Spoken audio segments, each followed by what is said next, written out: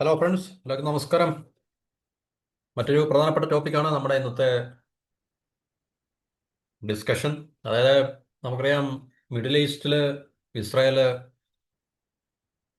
വളരെ കൃത്യമായിട്ടുള്ള പദ്ധതികൾ ആവിഷ്കരിച്ച് അവരുടെ ഗ്രേറ്റർ ഇസ്രായേൽ എന്നുള്ള ഒരു വലിയ പ്രോജക്റ്റ് നടപ്പിലാക്കുന്ന ഒരു കാഴ്ചയാണ് നമുക്ക് കാണാൻ സാധിക്കുന്നത്. അപ്പോൾ അതിൻ്റെ ഫലമായിട്ടാണ് നമ്മളവിടെ കാണുന്ന പല യുദ്ധങ്ങളും, അല്ലെങ്കിൽ പലതരത്തിലുള്ള സിവിൽ വാറുകളും, ഡീസ്റ്റെബിലൈസേഷൻ എന്നൊക്കെ പറയാൻ പറ്റുന്ന ഇപ്പോൾ സിറിയ, ലെബനൻ, ലിബിയ, ഇറാന്, ഈവൻ പലസ്തീനെതിരെയുള്ള അറ്റാക്ക്. പിന്നെ അപ്പോൾ അതുപോലുള്ള മിഡിൽ ഈസ്റ്റ് ഒരു കോൺഫ്ലിക്റ്റ് എന്ന് നമുക്ക് പറയാൻ പറ്റുന്നതിൻ്റെ ഒരു പ്രധാനപ്പെട്ട പങ്കാളി എന്ന് പറഞ്ഞാൽ ഇസ്രായേൽ തന്നെയാണ്.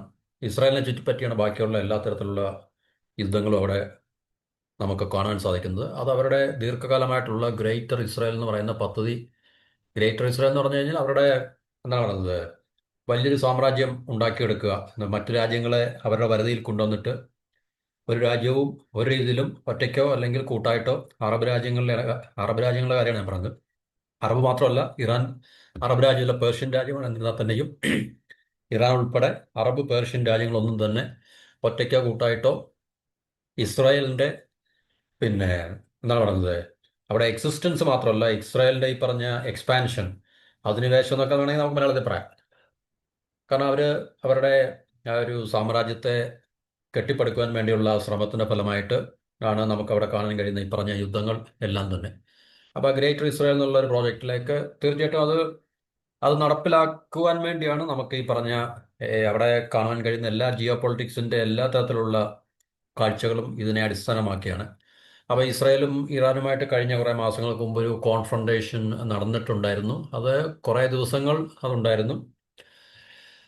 ഇപ്പം നമ്മൾ കണ്ടതാണ്, പരസ്പരം അങ്ങോട്ടും ഇങ്ങോട്ടും വളരെ ശക്തമായിട്ടുള്ള ആക്രമണങ്ങളും പ്രത്യാക്രമണങ്ങളും ഒക്കെ ഈ രാജ്യങ്ങളും ഇല്ലേ. പക്ഷെ അത് ഖത്തറിലെ ഇസ്രായേൽ അവസാനം കൊണ്ട് ബോംബിട്ട് ഒരു ടോക്കൺ എന്ന രീതിയിൽ അത് ആ ഒരു ഇഷ്യൂ, അല്ലെങ്കിൽ ഇസ്രായേൽ ഇറാൻ ആ ഒരു യുദ്ധം അവിടെ അവസാനിക്കുന്ന ഒരു കാഴ്ചയാണ് നമ്മൾ കണ്ടത്. പക്ഷെ അതുകൊണ്ട് നമ്മൾ വിചാരിക്കരുത് അമേരിക്കയുടെയും ഇസ്രായേലിൻ്റെയും, അമേരിക്ക ഇസ്രായേൽ എന്ന് പറയുമ്പോൾ ബ്രിട്ടീഷ് അമേരിക്കൻ ഇസ്രായേൽ ഈ ആക്സിസിൻ്റെ, അല്ലെങ്കിൽ ആ ഒരു ധ്രുവത്തിൻ്റെ, എന്തോ അച്ചുതണ്ട്, ധ്രുവമല്ല അച്ചുതണ്ട്, സോറി, ആ അച്ചുതണ്ടിൻ്റെ ലക്ഷ്യം അതോടുകൂടി, അതായത് ഇറാനെ ടാർഗറ്റ് ചെയ്യുക എന്നുള്ള ലക്ഷ്യം അതോടുകൂടി അവിടെ നിന്നു എന്ന് നമ്മൾ കരുതുന്നുണ്ട്. തീർച്ചയായിട്ടും ഇറാനിലൊരു ഭരണമാറ്റം ആണ് അവർ ആഗ്രഹിക്കുന്നത്. എന്നിട്ട് ഈ പറഞ്ഞ ബ്രിട്ടീഷ് അമേരിക്കൻ ഇസ്രായേലി ആക്സിസിന് അനുകൂലമായിട്ടുള്ള ഒരു പിന്നെ ഗവൺമെൻറ്റിനെ അല്ലെങ്കിൽ ഭരണകൂടത്തെ അവിടെ കൊണ്ടുവരിക എന്നുള്ളതാണ് അവരുടെ ലക്ഷ്യം എന്നാണ് നമുക്ക് മനസ്സിലാക്കാൻ കഴിയുന്നത്. അപ്പോൾ അങ്ങനെ ഉള്ള ചില അടിസ്ഥാന അറിവുകളുടെ വെളിച്ചത്തിലാണ് നമ്മളിപ്പോൾ ഈ ടോപ്പിക് ഇവിടെ സംസാരിക്കുന്നത്. അതായത് വീണ്ടും ഇസ്രായേൽ ഇറാനെ ആക്രമിക്കാനുള്ള പദ്ധതിയുമായിട്ട്, വീണ്ടും ആക്രമിക്കാനുള്ള പദ്ധതി എന്ന് പറയുമ്പോൾ തീർച്ചയായിട്ടും നമ്മൾ പറഞ്ഞ മറ്റേ പദ്ധതിയോടുകൂടി ആ ഒരു ഇസ്രായേലിൻ്റെ ലക്ഷ്യം പൂർത്തീകരിക്കപ്പെട്ടിട്ടില്ല. അപ്പോൾ തീർച്ചയായിട്ടും ഈ ഇറാൻ എന്നുള്ളൊരു ടാർഗറ്റ് അവരുടെ ആ ഒരു റഡാറിൽ ഇപ്പോഴും ഉണ്ട്. അതിനൊരു ഷോർട്ട് ടൈം ഒരു കോൺഫ്രണ്ടേഷൻ്റെ പരിസമാപ്തി മാത്രമേ നമ്മൾ കണ്ടുള്ളൂ. അപ്പോൾ ഇനി അങ്ങോട്ട് തീർച്ചയായിട്ടും നമുക്ക് ഇസ്രായേലിൻ്റെ ഭാഗത്തുനിന്ന്, അല്ലെങ്കിൽ അമേരിക്കയും ഇസ്രായേലും കൂടെ ഒരുമിച്ചുള്ള ഒരു കോർഡിനേറ്റഡ് ആയിട്ടുള്ളൊരു ഇറാനെതിരെയുള്ള ഒരു അറ്റാക്ക് നമുക്ക് പ്രതീക്ഷിക്കാം. കാരണം എന്തെങ്കിലും ഇറാൻ ഈ പറഞ്ഞ അവരുടെ ഒരു താല്പര്യത്തിനനുസരിച്ച്, അല്ലെങ്കിൽ ഇംഗിതത്തിനനുസരിച്ച് പരിവർത്തനം ചെയ്യപ്പെടും എന്നുള്ളൊരു പ്രതീക്ഷ നമുക്ക് വേണ്ട ഇപ്പോൾ ഇറാനിൽ നിൽക്കുന്ന ഭരണകൂടങ്ങൾ. മനസ്സിലാക്കാം. അപ്പോൾ അതുകൊണ്ട് ഇസ്രായേലി പ്രൈം മിനിസ്റ്റർ താമസിയാതെ തന്നെ ഏകദേശം ഡിസംബർ 29 അമേരിക്ക സന്ദർശിക്കുകയും അമേരിക്കൻ പ്രസിഡന്റിനോട് ഇറാന്റെ ഭാഗത്തു നിന്നും വർദ്ധിച്ചു വരുന്ന അവരുടെ നേരത്തെ ന്യൂക്ലിയർ പ്രോഗ്രാമിനെ കുറിച്ചുള്ള ആശങ്കയായിരുന്നു, ഇപ്പം അവരുടെ ബാലിസ്റ്റിക് മിസൈൽ പ്രോഗ്രാമിനെ കുറിച്ചാണ് ഇസ്രായേലിന് കൂടുതൽ ആശങ്കയുള്ളത്. അപ്പോൾ അത് ഇസ്രായേലിൻ്റെ എക്സിസ്റ്റൻസിന് ഭയങ്കര ത്രെട്ടാണ് എന്ന് അമേരിക്കൻ പ്രസിഡന്റിനെ ധരിപ്പിക്കാൻ വേണ്ടി ഡിസംബർ 29 നെതന്യാഹു അമേരിക്കയിലേക്ക് സന്ദർശനം നടത്തുകയും ട്രംപിനെ മീറ്റ് ചെയ്യുകയും ചെയ്യുന്നുള്ളതാണ്. അപ്പോൾ അതുകൊണ്ട് ഈ ഇറാനെതിരെ ആവശ്യമായിട്ടുള്ള നടപടി എടുക്കുന്നതിന് വേണ്ടി ആവശ്യമായിട്ടുള്ള എല്ലാത്തരം സഹായങ്ങളും അമേരിക്കയുടെ ഭാഗത്തുനിന്ന് ഉണ്ടാകണം എന്ന് അഭ്യർത്ഥിക്കാനോ അല്ലെങ്കിൽ സജസ്റ്റ് ചെയ്യാൻ വേണ്ടി കൂടാണ് ട്രംപിനെ കാണുവാൻ വേണ്ടി നെതന്യാഹു അമേരിക്ക സന്ദർശിക്കുന്നത് എന്നാണ് നമുക്ക് ഇപ്പോൾ മനസ്സിലാകുന്നത്.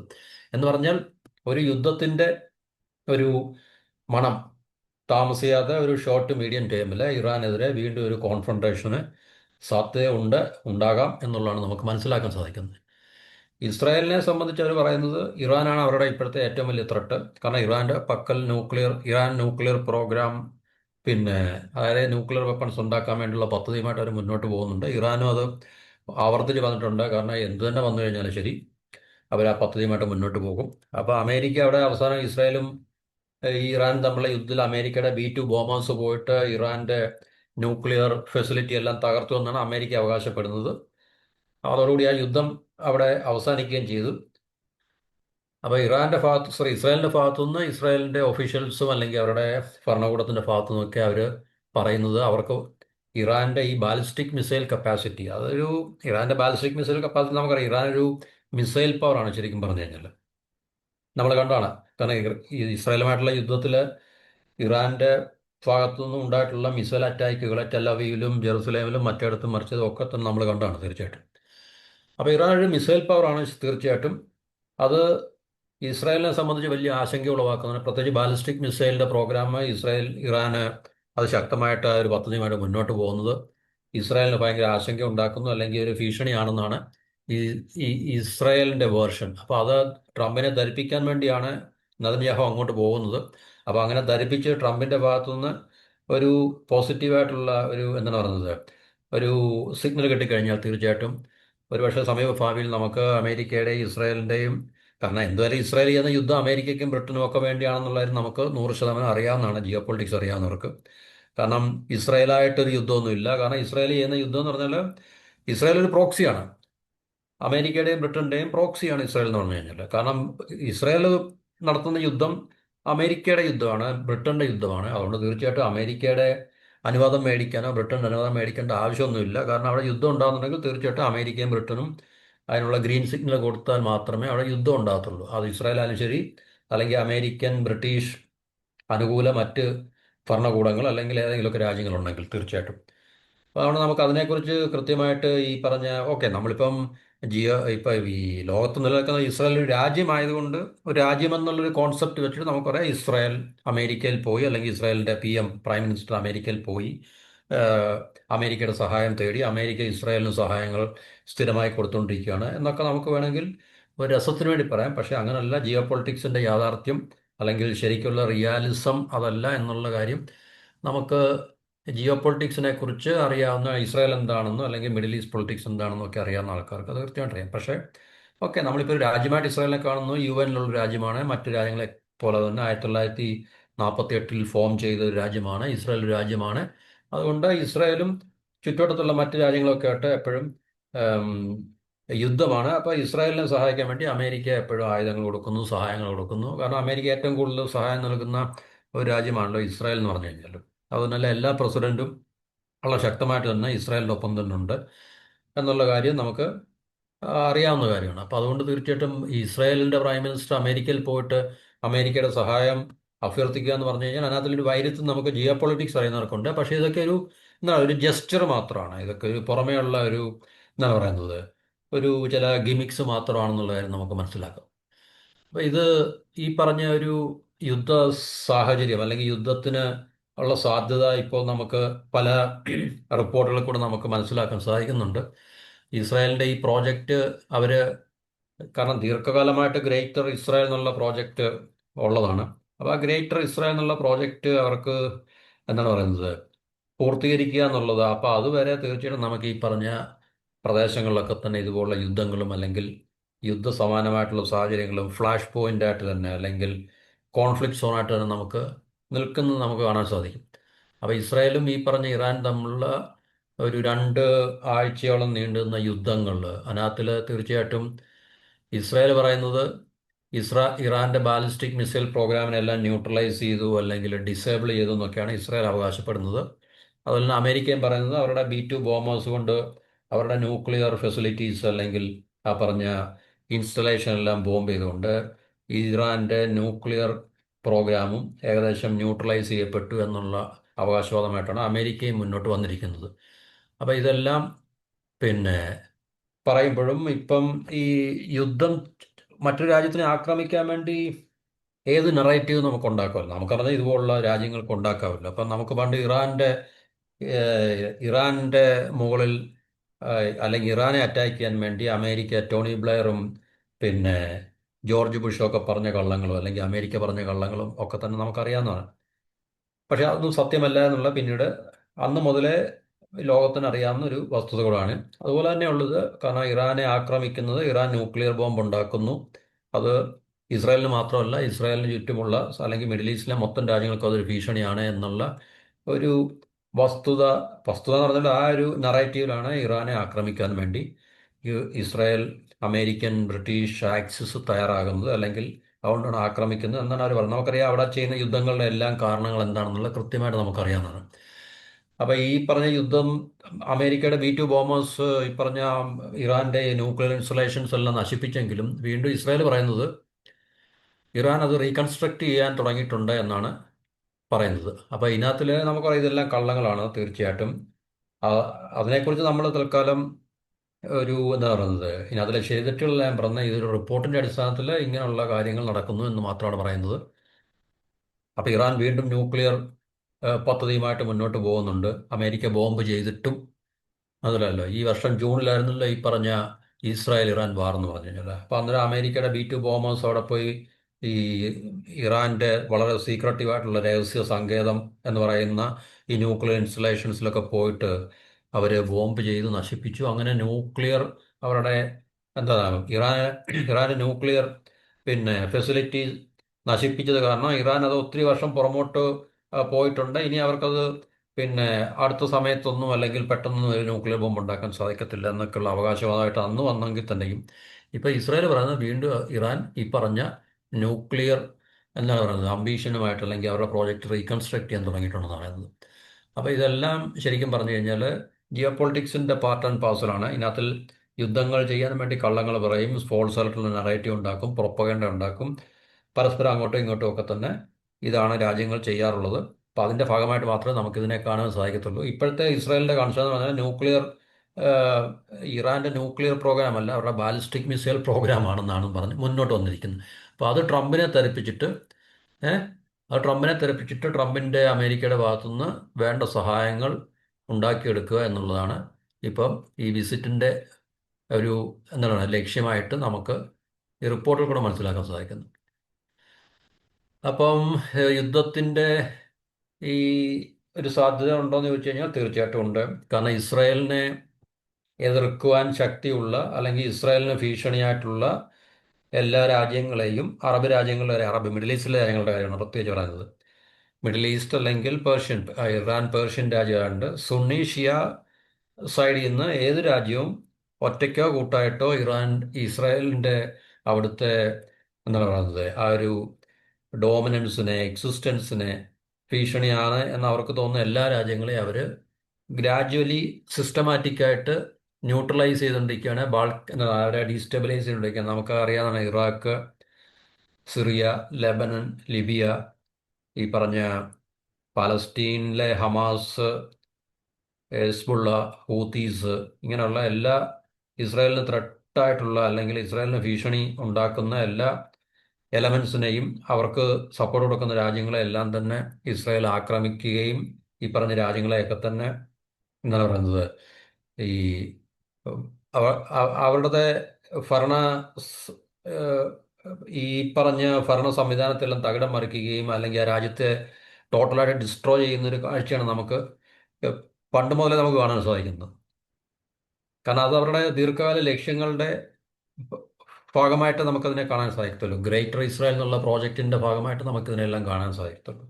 എന്നുവെച്ചാൽ ബ്രിട്ടീഷ് അമേരിക്കൻ സാമ്രാജ്യ പിന്നെ ലക്ഷ്യങ്ങളാണ് ഇസ്രായേലിൽ കൂടെ അവരെ മിഡിൽ ഈസ്റ്റിൽ നേടിയെടുക്കുന്നത് എന്നുള്ളത് നമുക്ക് കൃത്യമായിട്ട് മനസ്സിലാക്കാൻ സാധിക്കും.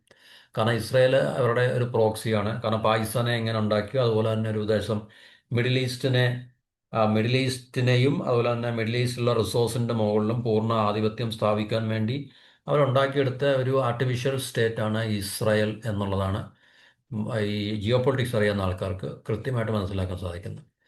അപ്പോൾ അതുകൊണ്ട് ട്രംപിൻ്റെ സഹായം, അമേരിക്കയുടെ സഹായം വേണം എന്നുള്ളതാണ് ഇപ്പോൾ നെതന്യാഹു പറയുന്നത്.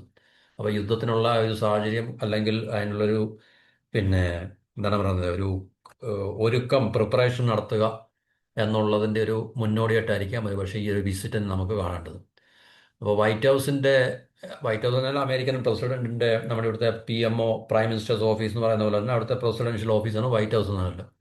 അപ്പോൾ അവർ പറയുന്നത് ഇന്റർനാഷണൽ ആറ്റോമിക് എനർജി ഏജൻസിയും ഇറാന്റെ ഗവൺമെന്റും പിന്നെ ഈ പറഞ്ഞ അമേരിക്കയുടെ ഭാഗത്തു നിന്നുണ്ടായിട്ടുള്ള അറ്റാക്കിന് ശേഷം ഇറാന്റെ ന്യൂക്ലിയർ കപ്പാസിറ്റിയെ കഴിവിനെ ഒബ്ലിറ്ററേറ്റ് ചെയ്തിട്ടുണ്ട്, അല്ലെങ്കിൽ പൂർണ്ണമായിട്ടും തുടച്ച് മാറ്റിയിട്ടുണ്ട് എന്നാണ് വൈറ്റ് ഹൗസിന്റെ സ്പോക്സ് പേഴ്സൺ പറയുന്നത്. അപ്പോൾ അത് നമുക്ക് എത്രത്തോളം ശരിയാണോ തെറ്റാണോ, ശരിയാണെന്ന് നമുക്കറിയത്തില്ല. കാരണം അവരെല്ലാം ഫോൾസ് ആയിട്ടുള്ള നെറേറ്റീവ്സും പ്രൊപ്പഗണ്ടയും കള്ളങ്ങളും ഒക്കെ പറഞ്ഞ് പ്രചരിപ്പിച്ച് ലോകത്തിന്റെ മുകളിൽ അവർ ആധിപത്യം സ്ഥാപിക്കുന്ന ഒരു കാഴ്ച നമുക്കറിയാവുന്നുണ്ട്. അവർ പറയുന്ന സ്റ്റേറ്റ്മെന്റിനെയൊക്കെ നമുക്ക് എത്രത്തോളം ക്രെഡിബിൾ ആണ് എന്നുള്ളത് നമുക്ക് ഏഹ്, അത് ഡൗട്ട്ഫുൾ ആയിട്ട് മാത്രമേ നമുക്കതിനെ കാണാൻ സാധിക്കത്തുള്ളൂ.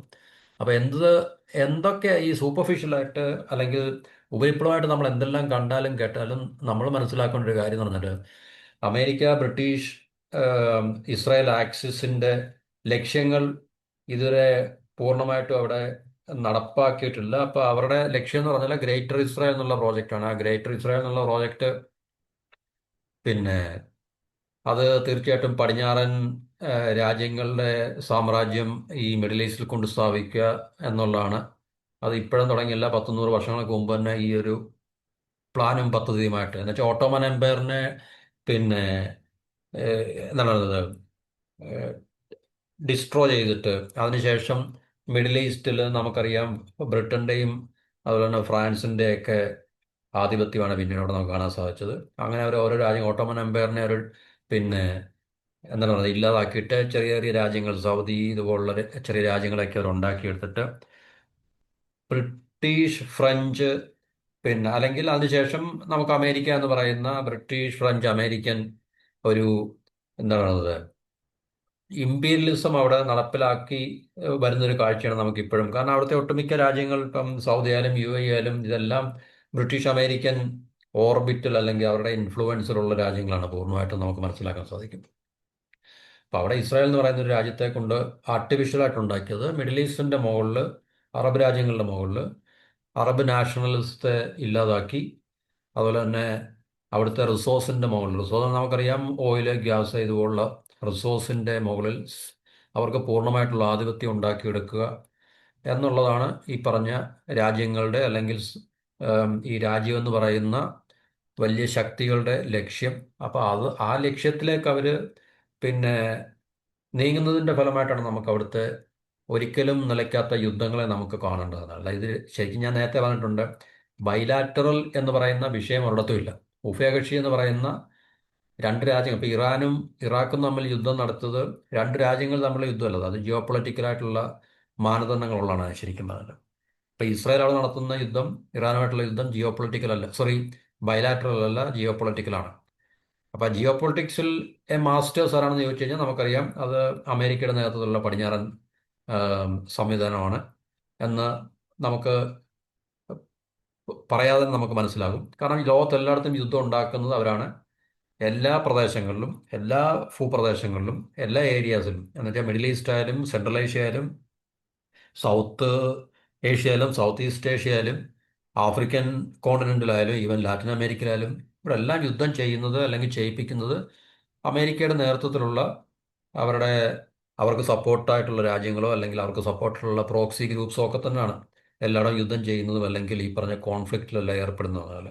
അത് അവരുടെ ജിയോ പൊളിറ്റിക്സ് ലക്ഷ്യങ്ങൾ നേടുവാൻ വേണ്ടി അവർ ഓരോ പിന്നെ റീജിയനും അനുകൂലമായിട്ടുള്ള അല്ലെങ്കിൽ അതിന് പര്യാപ്തമായിട്ടുള്ള പിന്നെ തന്ത്രങ്ങൾ ഉണ്ടാക്കുകയും അതിന് പര്യാപ്തമായിട്ടുള്ള പിന്നെ ഭരണകൂടങ്ങളെ സൃഷ്ടിക്കുകയും അല്ലെങ്കിൽ പ്രോക്സി ഗ്രൂപ്പ്സിനെ സൃഷ്ടിക്കുകയും ഒക്കെ തന്നെയാണ് നമുക്ക് ഏഹ്, ഈ പറഞ്ഞ വേൾഡ് വാർ 2 ശേഷം മുതലെങ്കിലും, അതിനു മുമ്പേ ഈ ഒരു ജിയോ പൊളിറ്റിക്കൽ രീതി തന്നെയാണ് ഉള്ളത്. എന്നാൽ തന്നെയും വേൾഡ് വാർ 2 ശേഷമുള്ള ജിയോ പൊളിറ്റിക്സ് നമ്മൾ എടുത്ത് പരിശോധിക്കുകയാണെങ്കിൽ അതിലെല്ലാം പാറ്റേൺ സെയിം തന്നെയാണ്.